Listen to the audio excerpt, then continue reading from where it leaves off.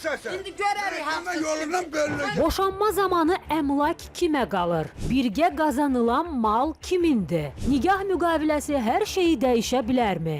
Əmlak bölgüsündə qanun nə deyir? Studiyada mövzunu peşəkar hüquqşünaslar və vəkillər müzakirə edəcək. Mətbuat Şurası İdarə Heyətinin üzvü beynəlxalq hüquqşünas Yeganə Hacıyeva, vəkillər Mədinə Liqayeva, Tünzalə Hacıyeva, Pərvanə Ağakişiyeva. Qanun və icra. Bütün pozulmuş hüquqlarınızla bağlı inşallah biz bacardığımız qədər sizə yardımcı olacağıq. Vəkil Əkbər Yusifoğlu'nun təqdimatında. Birazdan hüququnuzu bilmədən qərar verməyin. Şərur MTK-nın baş sponsorluğu, Cihan Seylon çaylarının sponsorluğu ilə qanun və icra başladı. Şərur Mənzil Tikinti Kooperativinin sədri İsfəndiyar Axundov. Şirkət artıq 30 ildir ki, Bakı şəhərində mənzil tikməklə məşğuldur. Ona görə də çox böyük təcrübəyə malikdir. Yəni binalarımız həm keyfiyyətli, həm dayanacaqlı, həm də vaxtında qazın suyun işığını veririk. Ona görə də biz müraciət edirik sakinlərə. Yasamalda, Sarayda, Xırdalanda, Qobuda mənzillərimiz var. Təmir evləri üçün 25.000 manat, təmirsiz üçün 5.000 manat ilk ödəniş olacaq və uzun müddətli mənzillərə sahib ola bilərlər. Qapımız hər zaman üz-üzə açıqdır.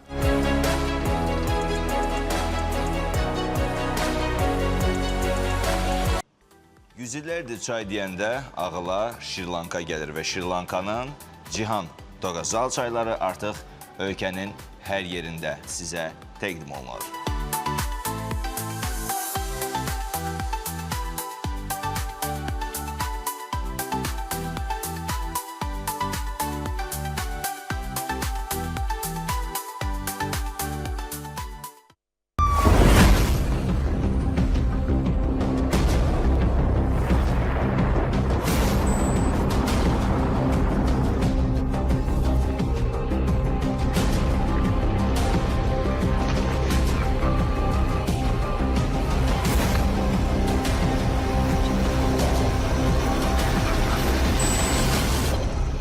Şərur MTK-nın baş sponsorluğu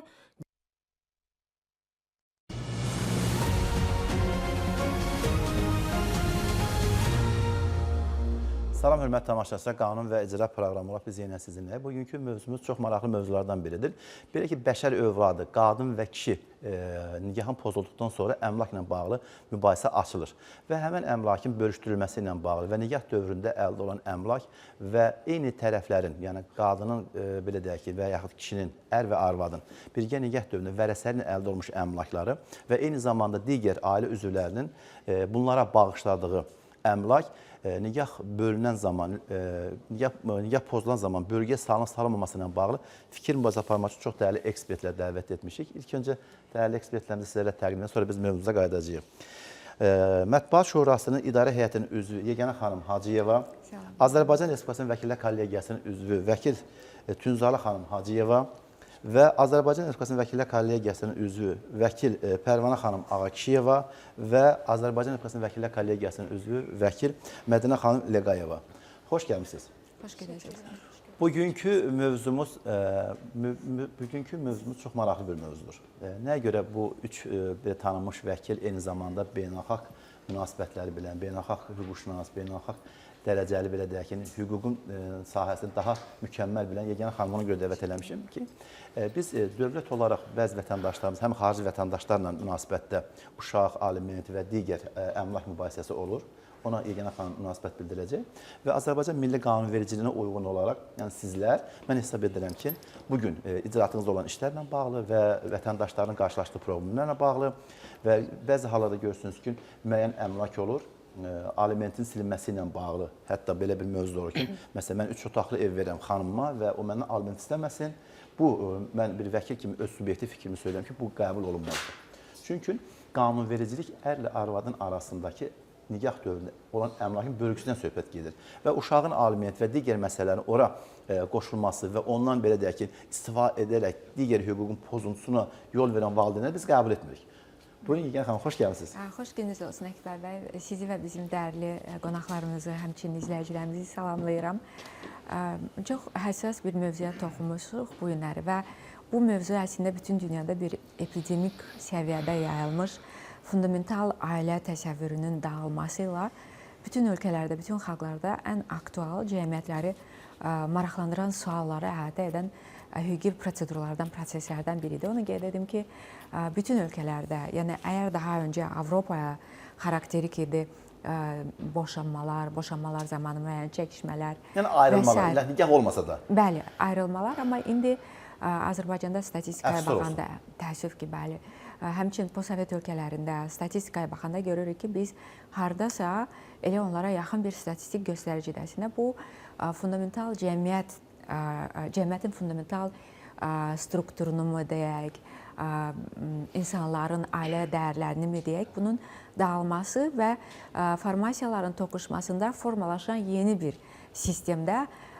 köhnələri çox narahat edən, məsələn, bizim kimi ailəni hələ də bir dəyər bilən, övladların mütləq ailədə böyüməsinə inanan və bunun üçün ənənəvi cəmiyyətimizin, sonra xalqımızın, yaşadığımız yerin xüsusiyyətlərinin şamil olunması ilə tərbiyə etmək istədiyimiz bir, yəni bu dəyərlərə inanan insanlar üçün narahat edici məqamlardır və o yüzdən də bugün üçün bu problemin müzakirəsi mənim fikrimcə cəmiyyətin vacib problemlərinin biri kimi çox aktualdır.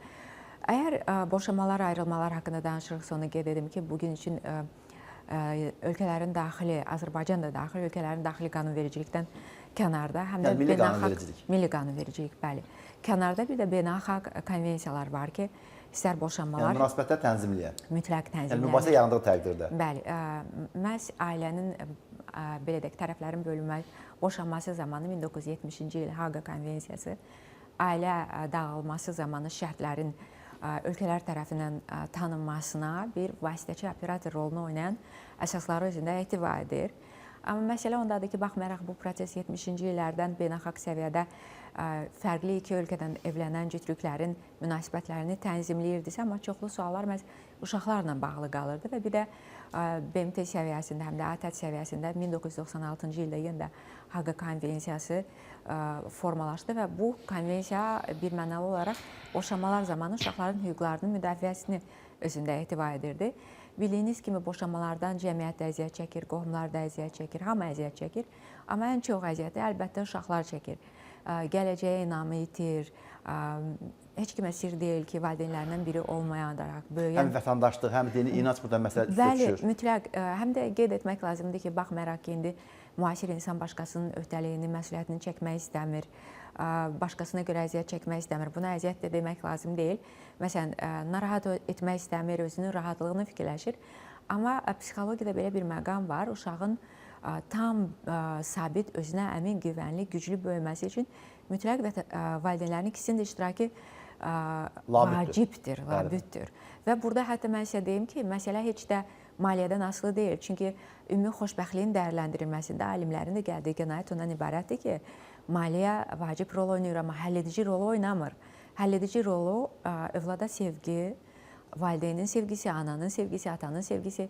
Nümunə olaraq, indi bildiyiniz kimi elm inkişaf etdikcə bir fundamental elm vardır, bir də təzə kvant elmi var. Məsələn, onun izahı belədir ki, valideynlər dünyasını dəyişəndən sonra da övladlar onu hiss etməyə başlayır və davam edir və bunun da əsası ondan ibarətdir ki, sevgi dediyimiz bu hiss edilən, amma ölçülə bilinməyən bir şeydir və mütləq övladın böyüməsində, uğurlu vətəndaş olmasında bu faktor çox vacibdir. Çox sağ olun Yeganə xanım. Ümumiyyətlə Yeganə xanımın məntiqi və danışığı o ailə dəyərlər, mental dəyərlər deyilən bir anlayış var və bir də milli qanunvericiliklə münasibətlər tənzimləyən normalar var. Baxın, Düzdar xanım, mən istərdim ki, siz də bir ana kimi, bir xanım kimi, bir ziyalı kimi, bax, bu günlər boşanma və ailə dəyərləri sizin üçün ümumiyyətlə ailə dəyərləri ilə bağlı bir ziyalı kimi fikriniz almaq istəyirəm. Çox sağ olun Əkbər müəllim. Öncəliklə təşəkkür edirəm. Yeni ilin ilk günlərində tamaşaçılarla təkrar görüşüb bizə şərait yaratdınız. Hamının yeni ilini təbrik edirəm. Bütün ailələrə səadət, sevinc, bol ruzu, bərəkət, əmin-amanlıq, sülh arzuluyuram. Mövzuya gəlincə isə təbii ki, heç kim ailə quranda boşanmaq niyyəti ilə ailə qurmur. Lakin bu da qaçılmazdır ki, bu hallar baş verir və hal-hazırda biz bunu yaşayırıq, boşanmalar da olur. Ona görə də hesab edirəm ki, vətəndaşlar öz hüquqlarını bu sahədə bilsələr, bu onlara çox kömək etmiş olar və gələcəkdə yarana biləcək problemlərin azalmasına ən azından kömək edə bilər. Birgə nigah dövründə mövzumuzla bağlı demək istəyirəm ki, ər-arvad öncəliklə bizdə deməli ailə münasibətlərini Ailə Məcəlləsi tənzimləyir. Ailə Məcəlləsi ilk öncə ər-arvad münasibətlərinin nigah rəsmi qeydə alındığı andan tanıyır və həmin vaxtdan ailə münasibətləri artıq qanunvericiliklə tənzimlənməyə başlayır. Təbii ki, insanlar müvafiq icra hakimiyyəti orqanında ailə könüllü ittifaqla qarşılıqlı hörmət, dostluq, sevgi əsasında ailə qururlar və həmin dövrdə hər iki tərəf, ər-arvad əldə etdikləri bütün əmlak onların birgə mülkiyyəti sayılır. Təbii ki, ailə bir yerdə yaşadığı müddətcə bu əmlakla bağlı hər hansı bir gələcəkdə hər hansı bir problem yaranacağını düşünmür və onlar qarşılıqlı razılıqla biri həmin əmlakları idarə edirlər və əgər daşınar əmlaklardırsa, bir tərəf həmin əmlakın istifadəsini və yaxud sərəncamını həyata keçirirsə, bu ehtimal olunur ki, digər tərəfin razılığı ilə həmin hərəkəti edir. Lakin problemlərə gəlincə, mövzu geniş mövzudur. Vaxtın darlığını nəzərə alaraq biz onu çərçivəyə salmaq istəyirik. Deməli, problemlərə gəlincə, insanlar bilməlidirlər ki, birgə nigah dövründə əldə etdikləri bütün əmlak onların ümumi birgə mülkiyyəti sayılır. Yəni, ər və arvadın və əgər nigaha xitam verilərsə və yaxud hətta nigah dövründə belə həmin əmlaklar üzərində onlar birgə mülkiyyətə xitam verməklə öz paylarını, mülkiyyətlərini ayıra bilərlər. Aydındır, aydındır. Bax, ümumiyyətlə, belə deyək də, Pərvanə xanım, eyni zamanda Mədənə xanım, yəni sual sizə ünvanlayıram. Ümumiyyətlə, ailə dəyərlərinin qorunmasına qadınlar çox mücadilə eləməlidir, yoxsa bəylər? Öncəliklə təşəkkür edirəm. Belə bir gözəl bir mövzu ilə, belə bir gözəl, faydalı bir verilişə dəvət etmişsiniz. Yeganə xanım da, Tünzalə xanım da hər ikisi çox gözəl vurğuladılar. Bilirsiniz, əslində ər və ərvad, biz Ailə Məcəlləsindən də bunu bilirik ki, ailədə bərabər hüquqları var və eyni vəzifələri daşıyırlar. Düzdür, biz təbiətdən belə doğulmuşuq. Daha çox qadınlar ailədə fədakar olduqlarına görə çox vaxtı ümumi olaraq belə bir baxış bucağı formalaşıb ki, ailədə qadınlar daha çox fədakar olarsa, o ailə ayaqda qala bilər. Daha uşaqların adətən tərbiyəsi ilə ana məşğul olduğuna görə. Amma istər subyektiv fikir olaraq, istərsə də biz bir vəkil olaraq təcrübələrimizə əsaslanaraq bunu söyləmək istəyirəm ki, heç də həmişə tək qadından bu asılı olmur. Kişi və qadın birlikdə bərabər hörmətə, bərabər güclü bağlara söykənərək ailəni ayaqda durmağa çalışmadıqları sürəcdə o ailə güclü bağ ilə irəliləyə bilməz. Hardasa o bağlar qırılır və yenə də az öncə Yeganə xanımın da dediyi kimi ortada travma alınmış bir övladlar böyüyəcəklər. Əlbəttə ki, mən Yeganə xanımla 100% razıyam ki, bəzən ailələr ayrılanda fikirləşir ki, istər ana, istər ata fikirləşir ki, mən uşağım, mənim kifayət qədər qazancım var, yetərincə mən uşağı öz maddiyyatımla heç kimə möhtac olmadan böyüdəcəyəm. Amma zaman keçdikcə uşaqlar bəlli bir yaşa gələndə artıq hiss edir ki, onları doğrudan da tək böyütmək heç də asan deyilmiş. Maddi cəhətdən deyil, mənəvi cəhətdən. Çünki doğrudan da uşaqlar sevgi əskikliyi o uşaqlarda zaman keçdikcə daha yaxşı hiss olunur. Pərvanə xanım, buyurun, sizin fikrinizi öyrənək. Mən də həmkarlarımızın, həm də Yeganə xanımın fikirlərinə qoşuluram. Sizə təşəkkür edirik dəvətinizə görə.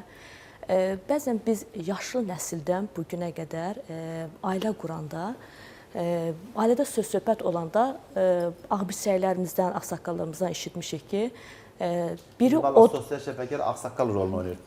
Bəli, tərəflərdən biri Artıq biz belə deyək ki, onların əsrinə çevrilmişik. deyilə, bəli, tərəflərdən biri od olanda, biri su olmağı bacarmalıdır.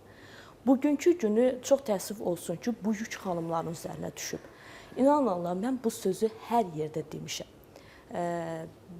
Yəni hər yerdə səsləndirirəm ki, Azərbaycan xanımları ümumiyyətlə çox güclü xanımlardır, çox dözümlü xanımlardır.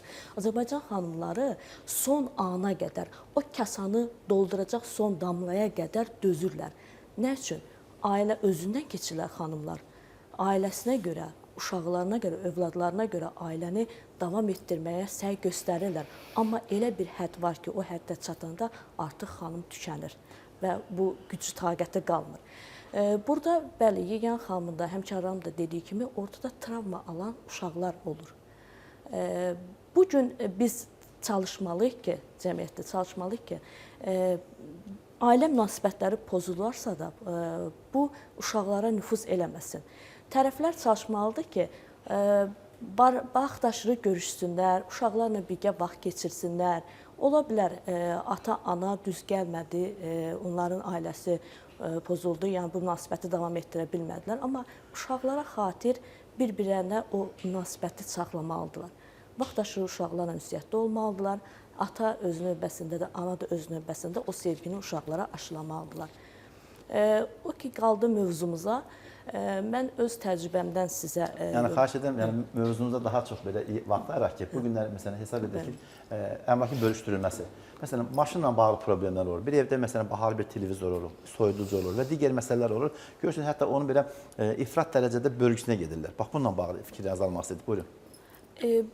Əmlak bölgüsü zamanı əlbəttə ki, Tünzar xanımın fikirlərinə qoşularaq təkrar bildirirəm ki, əmlak bircə nicah müddətində əldə olunmuş daşınan və daşınmaz əşyalardır, mülkiyyət hüququ və əqli mülkiyyət hüququ nəticəsində əldə olunan gəlirlərdir, müavinətlərdir, təyinatı bəlli olmayan ödənişlərdir. Bunlar hamısı əmlak bircə mülkiyyətin passividir və aktividir və passivi də var. Bu əmlakların bölgəyə gedən zaman belə deyək, tərəflər həmişə məhkəmədə bizlər də rastlaşdıq. Ən xırda belə deyək, məişət əşyalarının bölgüsünə qədər gedilir. Amma bəzi insanlar var, niyə də yox? Tünzar xanım, niyə də yox? Bərabər hüquqludular və təbii ki... Siz deyirsiniz bərabər hüquqlu. Qadın və kişi qanun qarşısında bərabərdir. Birgə nigah dövründə əmlakın bölüşdürməsindən gedirsə, bərabər hüquqlu yox. Bərabər hüquqlu yox, sözü. Amma birgə nicah müddətində biz etiraz etmirik. Əlbəttə ki, birgə nicah müddətində yəni biz vəkil olaraq düşünürük. Bəli, vəkil olaraq biz etiraz etmirik. Bu tərəfdir, gəlib vətəndaş da hüququ var ki, o iddia qaldırsın. Desin ki, birgə nicah müddətində əldə etdiyimiz əmlak ki, biz birgə vəsait hesabını əldə eləmişik. Mənim də buna hüququm çatır. Burada bayaq da ki, burada xanımın özünün cehiz əmlak olaraq apardığı əmlaklar ki var. Burada biz çox zaman rast gəldik ki, xanım iddia qaldı ki, mən onu cehiz aparmışam, o mənə məxsusdur. Yəni, hədiyyəmdir, şəxsi hədiyyəmdir, şəxsi əşyalarım, şəxsi istifadə olan əmlakımdır. Əmlakım, mən onu niyə bölməliyəm? Amma bəzən qarşı tərəfdə gəlir, sübut edir ki, xeyr, onun ailə əmlak olaraq, cehiz əmlak olaraq gətirdiyi əşya bu olub, sıradan çıxdı. Amma biz, Pərvan xanım, mən bir şey də qeyd edeyim, üzr istəyirəm. Bu axıncı plenumun qərarı, Ali Məhkəmənin plenumun qərarı bəzi məsələlər sıfırladı. Bəli, bəli. Bu qızıl zinət əşyaları ilə bağlı iddia müddəti şamil edilmir, mülkiyyətlə bağlı iddia müddəti şamil edilmir. Məsələn, bax, bu günləri, məsələn, Yeganə xanımla biz pərdə arxası bir fikir mübahisə apardıq. Azərbaycan xanımı var, adını çəkmirik, xarici vətəndaşla ailə qurub, uşaq və əmlak mübahisəsi olmuşdu. Hətta Yeganə xanım o məsələdə biraz məlumatlı idi. O münasibəti tənzimləmək üçün milli qanunverici və digər dövlətlərin qanunvericiliyinə biz hörmətlə yanaşırıq. Siz hər zaman görürsünüz, bizim siyasilərimiz hər zaman dövlətlər arası münasibətdə söylüyor ki, biz hər bir dövlətin milli dəyərlərinə hörmətlə yanaşırıq. Çünki özümüzə hörmət tələb etdiyimiz kimi, digər dövlətin də milli qanunverici biz hörmətlə yanaşırıq. Buyurun, Yeganə xanım. Mən dəyərli xanımlarımızın, hüquqşünaslarımızın fikirlərinə qoşularaq, həmçində Pərvanə xanımın başladığı, davam etdirmədiyi bir məsələni davam etdirmək istəyirəm. Əslində, Pərvanə xanımı anladım, o qeyd etmək istəyir ki, mülkiyyətin bölgüsü münasibətlərin korlanmasına rəvac verməməlidir. Çünki ondan sonra insanlar üz-üzə gəlir, uşaqlara görə üz-üzə görüşürlər və s. Yəni, mülkiyyət davası düşmənçiliyi daha da dərinləşdirməməlidir kimi bir Həm yanaşması var. münasibətləri korlayır. Bəli, mən də bu məsələdə razıyam ki, maddi tərəf vacibdir, amma ən vacib tərəf deyil. Sizin sualla bağlı onu qeyd edim ki, ən yeni tarixdə həssas məqamlardan biridir. Bütün ölkələr bu məsələlərdə problemlər yaşayır ki, məhz xaricilərlə evlilik zamanı vətəndaşların hüququnun təminatı dövlətlərin üzərinə düşdüyü öhdəliklərdən biridir.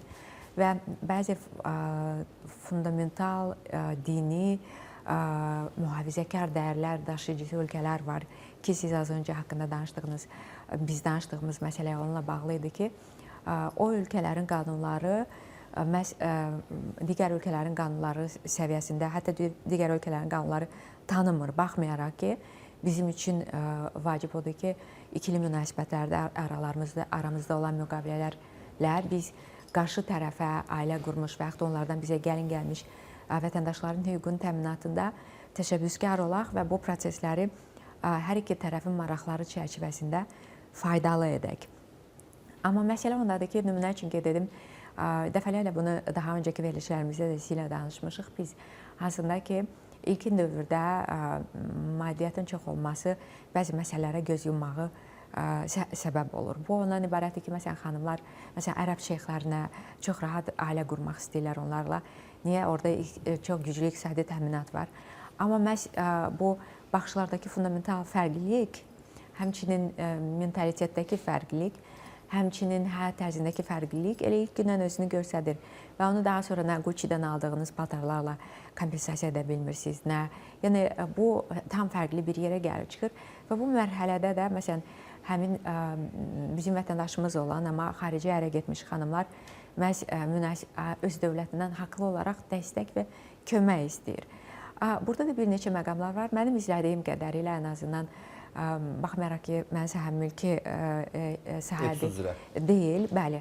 Amma yenə də tanışlar olub ki, onları olmuşam. Məsələ ondadır ki, özünün təsəvvürü olan və bu təsəvvürlərdən heç bir halda dönmək istəməyən şəxslər olur. İnatkarlıq ortaya qoyan qadınlar. Məsələn, heç bir halda bu qadın da olur, bəzən kişi də olur. Ayrıca onu da qeyd etmək lazımdır ki, mən baxmayaraq ki, dünyada hüquq sistemi daha çox qadının hüquqlarını müdafiə edir. Amma etiraf etmək lazımdır ki, biz bəzən görürük ki, kişinin də hüquqlarının müdafiəsinə çox güclü əsaslar lazım olur. Mən bunu xatırlayıram, bir dəfə sizinlə danışmışıq. Pandemiya dövründə idi. Qocalar evinə sosial proqramlar çərçivəsində səfərlər edirdik və orada mən bir qadını gördüm ki, onun belə deyək də qocalar evinə gəlməsi oğlunun dünyasını dəyişəndən sonra mənzilinin nəvəsinin adına keçirilməsinin gələn həftəsi olmuşdu. Yəni, belə dəhşətli bir hadisələr olur. Mən yenə ona inanıram və mənim fikrimcə istər məktəbdən, yəni maarifləndirmə səviyyəsində belə olmalıdır ki, maddiyyat gözəl şeydir, amma maddiyyat insanlarla münasibətləri, uşağın anası ilə, uşağın atası ilə, uşağın nənə və babası ilə münasibətləri korlamaq üçün çox güclü arqument deyil. Aydındır. Çox sağ olun. Dəyərli fikrinizə görə, hörmətli tamaşaçılar, bizim bir reklam aramız var. İnşallah reklam sonra dönəcəyik. Yüzillərdir çay deyəndə ağıla Şirlanka gəlir və Şirlankanın Cihan Doğazal çayları artıq ölkənin hər yerində sizə təqdim olunur.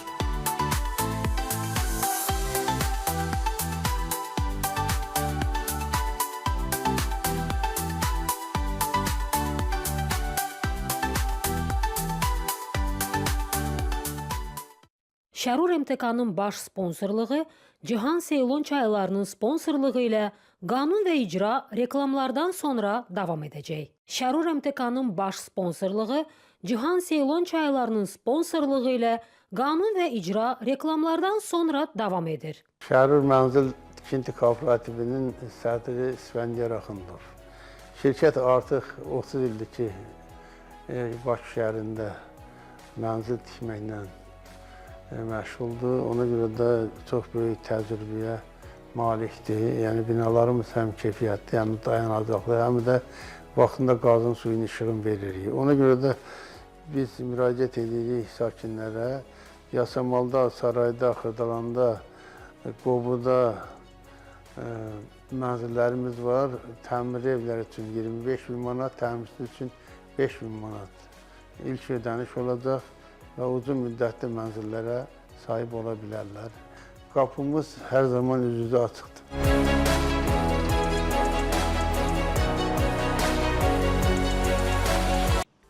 Yüzillərdir çay deyəndə ağıla Şirlanka gəlir və Şirlankanın Cihan Doğazal çayları artıq ölkənin hər yerində sizə təqdim olunur.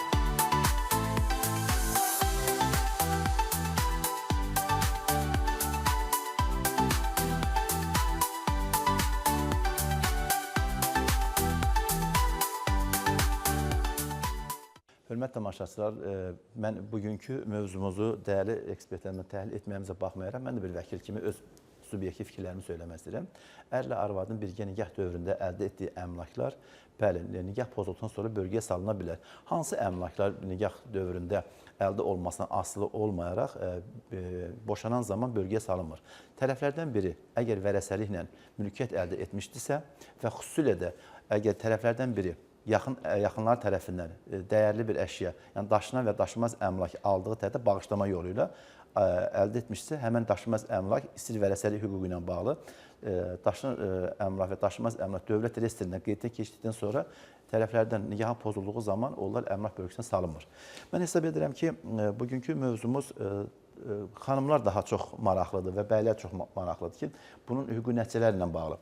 Bax, bugün cəmiyyətimizdə bəzi insanlar var ki, nikah dövründə müəyyən əmlak əldə edir və tərəflərdən biri dünyasını dəyişir.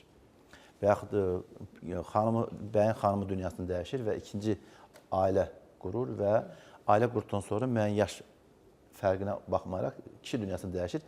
Həmin xanım və birinci nikahda olan övladlar arasında mübahisəyə biraz rast gəlir. Bununla bağlı fikirlərinizi söyləyin. Buyurun. Mən Buyurun. icazə Zəxan, verirsiniz. buyurun.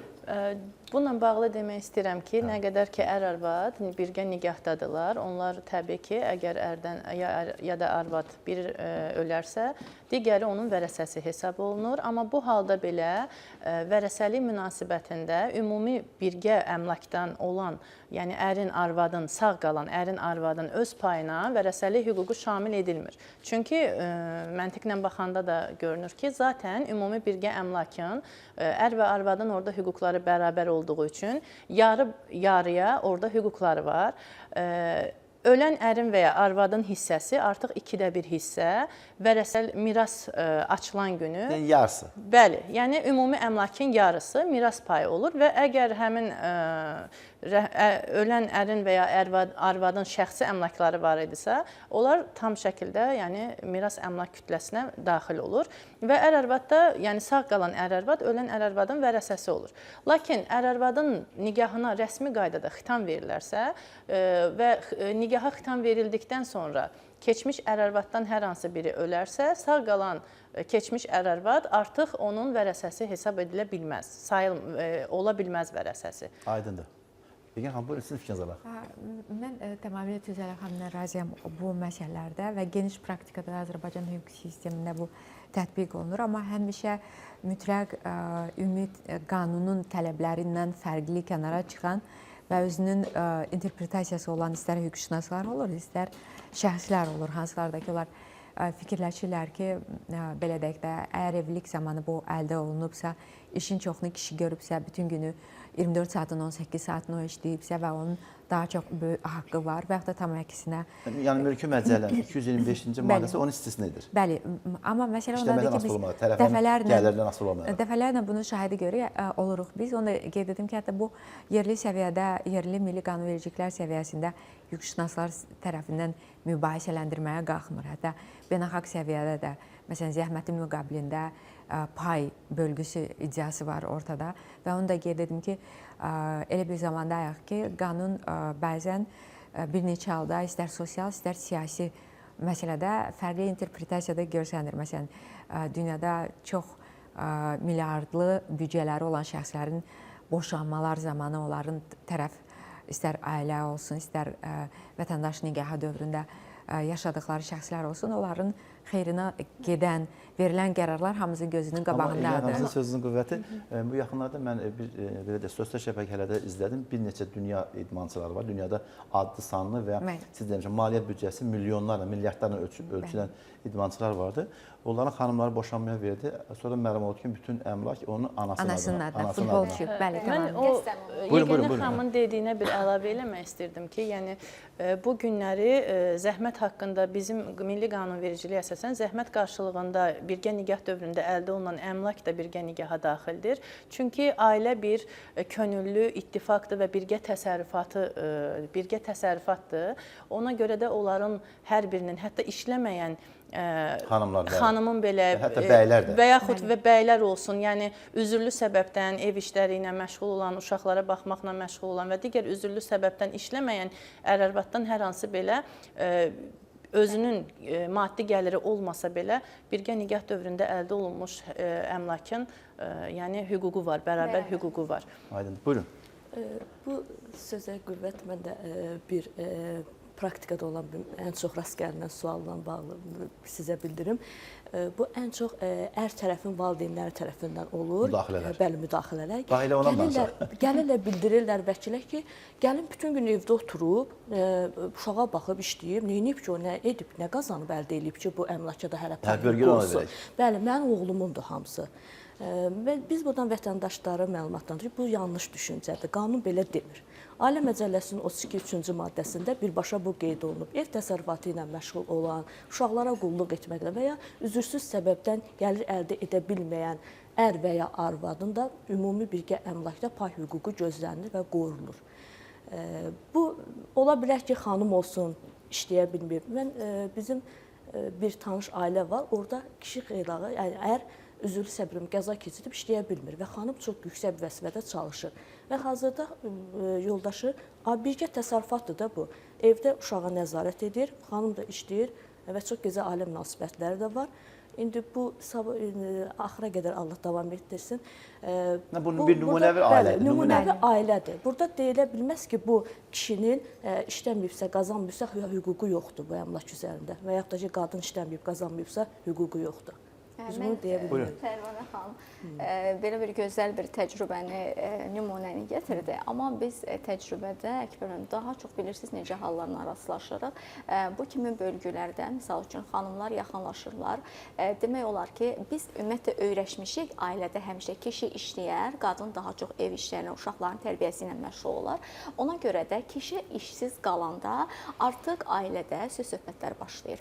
Demək olar ki, bugün, keçən səfər mənə bir sual vermişdi jurnalist ki, siz əgər boşanmaların səbəbini 3 kateqoriyaya ayırsanız, birinci kateqoriyaya nə qoya bilərdiniz? Mən burada heç düşünmədən, öz təcrübəmə əsaslanaraq belə bildirdim ki, mən birinci səbəbi maddiyyat qoyardım. Çünki ailədə bir balaca maddiyyat azaldı, xüsusilə də kişilərin demək olar ki, iş qabiliyyəti hansısa bir səbəbdən ola bilər insandır, bəlkə işi itiribdir, bəlkə işləmə qabiliyyəti zəifləyibdir, işləri düz getmir. Belə hallar yaranda artıq ailədə başlayır yavaş-yavaş söz-söhbəti. Yenə də bu gəlir az öncə bildirdiyimiz kimi. Yekunda sosial problemlərlə rastlaşır. Bəli, sosial problemlər gətirib bunların hatta ailələrin dağılmasına gətirib çıxarır. Və mənə müraciət edən bir xanım birgə nikah dövründə əldə edilmiş əmlakların bölünməsi məsələsində bildirdi ki, bilirsiniz, bir ildir adam işləməyib, mən gəldim, hasar çəkdirdim, bu işləri gördürdüm, mən indi onu nə üçün onunla birlikdə böləcəyim.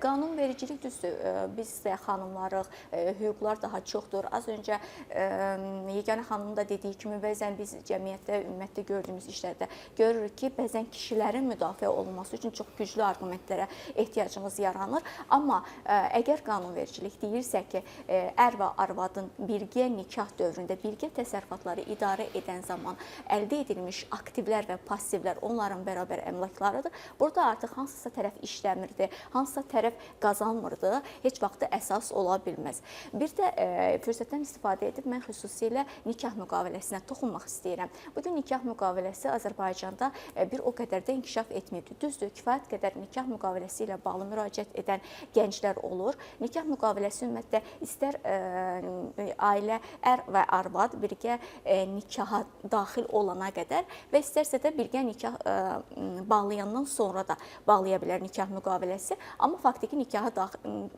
nikah qeydiyyata alandan sonra qanuni qüvvəsini alır. Nikah müqaviləsində biz o qədər düşüncəli, mədəni gənclər görürük ki, onlar çox gözəl bir şəkildə anlaşaraq nikah müqaviləsində bütün gözləntiləri gələcək üçün hüquq və vəzifələrini ətraflı qeyd edirlər. Və daha sonra ailə də, bilirsiniz, ailənin dağılması, ailə əslində bir müqavilə kimi düşünsək, dağılması çox da böyük bir problem olmamalıdır. Bunu yanlış anlamasınlar tamaşaçılar. Mən demək istəyirəm ki, yəni az öncə Pərvanə xanımın da dediyi kimi, lap ailə dağılsa da belə, bu ər və arvad, bu uşaqların xatirinə gələcəkdən münasibətlərini bərabər mehriban bir şəkildə davam etdirə bilsələr, yəni mədəni şəkildə ayrılsalar və nikah müqavilələri kimi bir müqavilə ilə də onların hüquq və vəzifələri tənzim olunarsa, mən düşünürəm ki, daha çox işlər yüngülləşər, məhkəmələrin də işləri azalar. Çünki bugün heç kəs öz hüquq və vəzifəsini öncədən düşünmür. Bax, Mədinə xanım, bax, siz qəşəng deyirsiniz, fikrinizi söyləyirik qanunvericisindən. Məsələn, pandemiya dövründə bir bəy mənə yaxınlaşdı. Mənə yaxınlaşmağında mən təəccüb qaldım ki, bu bəy mənə yaxınlaşdı. Bu çox sosial bir adamdır, çox tanınmış bir şəxsdir. Bunun bir Ərkösöyün oğlu vardı, Ərkösöyün oğlu var. Gedər kafe restoranların birində bir xanımla münasibət qurar və o ailəsinin xəbəri olmadan, ondan nikaha girer. Pandemiya dövrü həmən uşaq dünyasını dəyişmişdi. Və uşağın adına bir neçə banklarda, bir neçə təşkilatlarda, bir neçə mənzilə, hamısı qaldı xanıma. Yəni arzu olunmaz bir nikah. Arzu olunmaz olsa da üzr istəyirəm, o yəqin ki, nigaha daxil olmanın... Bax, bir dənə sualda belədir, xahiş edirəm ona münasibət bildirin. Bir beynəlxalq tərəfindən siz münasibət bildirəsiniz. Ödə milli qanunvericiliyin bizim dəyərli vəkillərimiz bildirir. Məsələn, yeganə xanımın nigaha qədər 10 dənə evi var və nigaha girir bir xarici vətəndaşdan və 5 il yaşayırlar və bəyin də bir nigah dövründə bir 10 dənə ev alırlar. Və bunlar nigah pozulan zaman, tamaşaçı onu bilməlidir, yeganə xanımın o nigaha dək olan evləri bölgəyə düşmür və nigah dövründə, buyurun, bax, beynəlxalq hüquqla. Ümumiyyətlə, beynəlxalq hüquq mülkiyyət məsələsində konkretdir. Mülkiyyət toxunulmazdır. Hətta bizim Konstitusiyanın 13-cü maddəsində, Azərbaycan Respublikasının Konstitusiyasının 13-cü maddəsində mülkiyyət toxunulmazdır. Məsələn, amma digər dövlətlərin konstitusiyasına baxdım, orada mülkiyyət müqəddəs hesab olunur. Bəli, bax, mən onu qeyd edəcəkdim. Məsələ ondadır ki, biz postsovet ölkələri daha çox mülkiyyətlə, bölgülərlə bağlı narahatlıqları son 30 ildə yaşayırıq.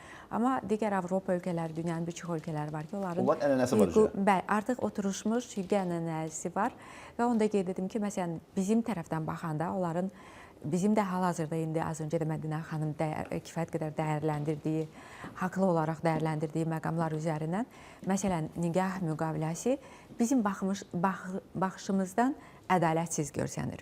Məsələn, kişi ilk gündən qadına boşanacaqlarsa, cüzi bir şərtlər ortaya qoyur və bu şərtlərlə qane olmağa razılaşdırır.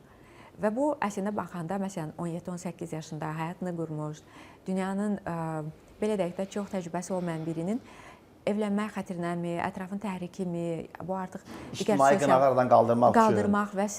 Özlərini ailə dəyərlərinə hörmətlə yanaşı ailə kimi göstərmək modeli kimi. Bəli, bundan sonra 30 yaşına çatanda artıq bir müqavilə var ortada.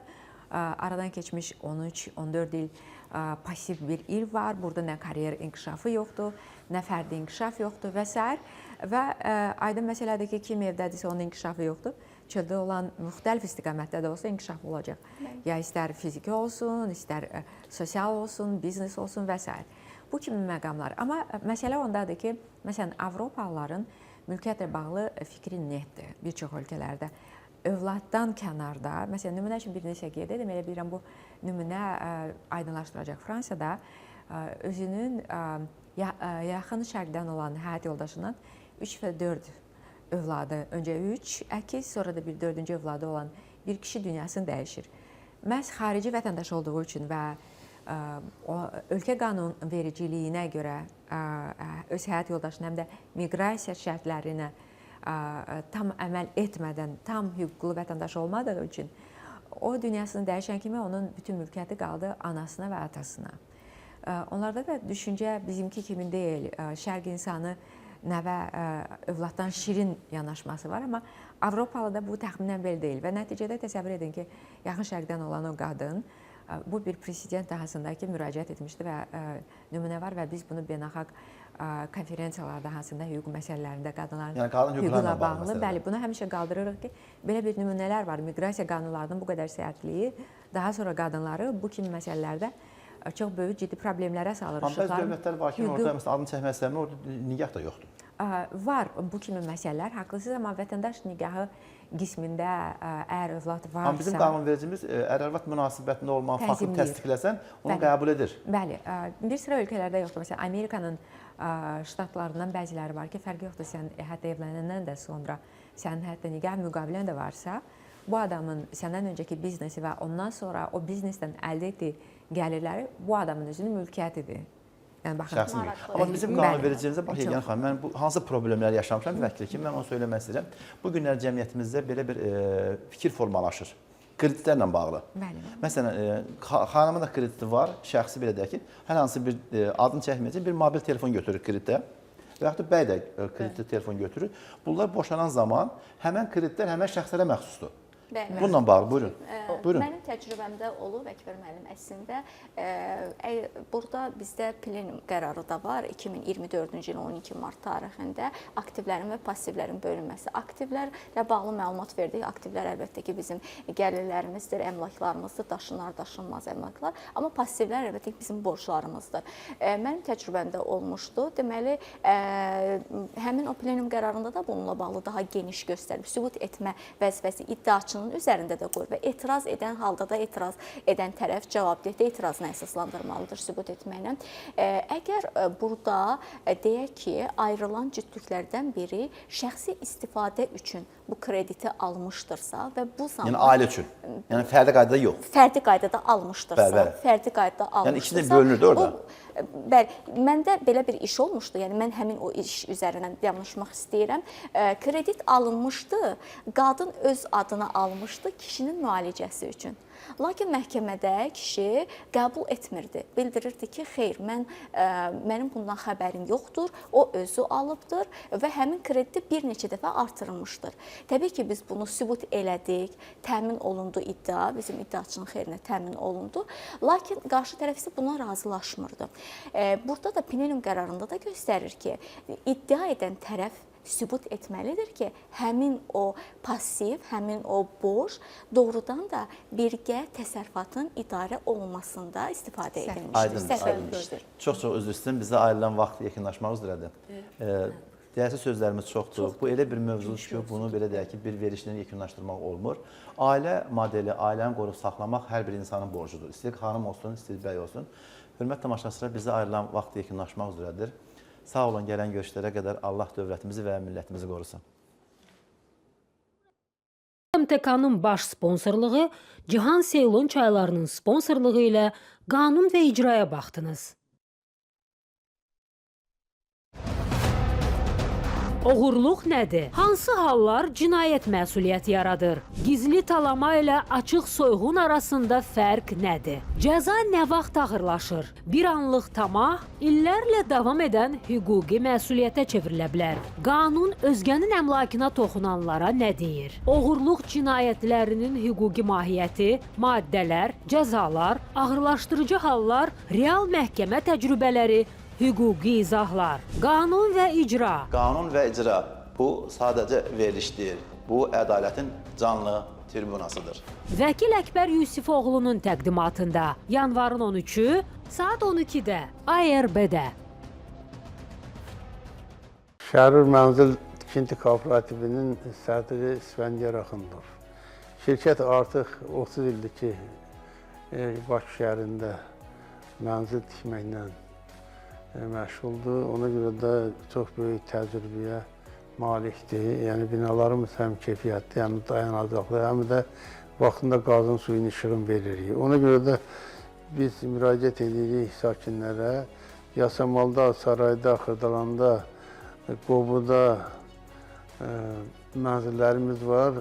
Təmir evləri üçün 25 min manat, təmirsiz üçün 5 min manat ilk ödəniş olacaq və uzun müddətli mənzillərə sahib ola bilərlər. Qapımız hər zaman üz-üzə açıqdır.